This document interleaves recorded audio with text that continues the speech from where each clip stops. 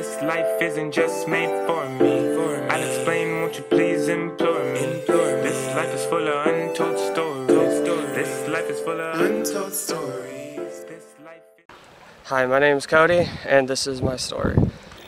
Me and a bunch of friends, we were out partying and we were drinking on a highway down in southeast Missouri, and it was really curvy. We were going really fast, and we had went off the road and struck a tree. What were all your injuries from this incident? I had gotten a fractured skull.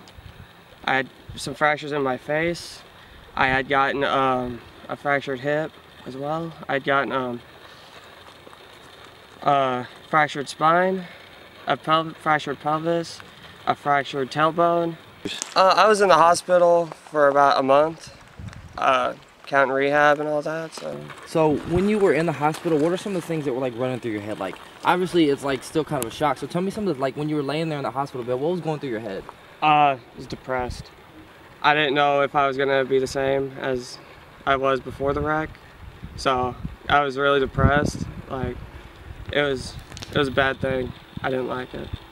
What would you tell people who are in your situation? If you're out and you're partying, always make sure there's someone that is capable of driving. Always make sure that before you go party, make sure there's someone that can drive. If you got people that are wanting you to drink and they want you to go like ride around and stuff, and they're pressuring you, you can always say no. You can always say no. Do not let people peer pressure you. They will try to peer pressure you. People will try to peer pressure you in anything, but all you got to say is just no. So how did that situation change? I have a different mindset on it. I still drink and I still like to have fun, but I will never drive, and I will never go out and party unless I have someone that will drive. So why do you think it's so easy for people to just, like, from your experience, why do you think it's just so easy for people to just get out and like drink and drive? They don't think of the consequences, man. No one ever sits and thinks, well, this could happen. No one thinks of the consequences. You're not invincible. You need to know that you're not invincible, and the outcome of drinking and driving is bad.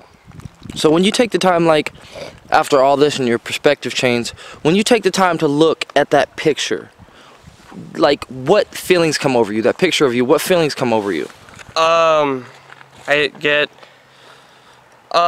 depressed a lot because and then I get happy because I see that that's who I was, like, that happened, and I still made a full recovery. I am a different person because of it. I didn't let that slow me down on on what I wanted to do.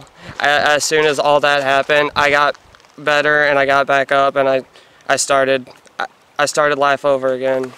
So you're right, it's all connected. Those choices that we make are all connected, and it's like people need to think about, and I think that's a huge message from you said, is that people need to think about those choices because they affect other people. It's like a spiderweb effect. Yeah.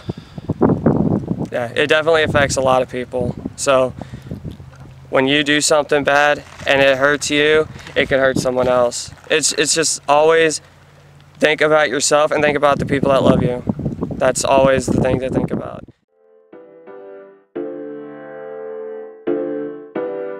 This life isn't just made for me. I'll explain, won't you please implore me.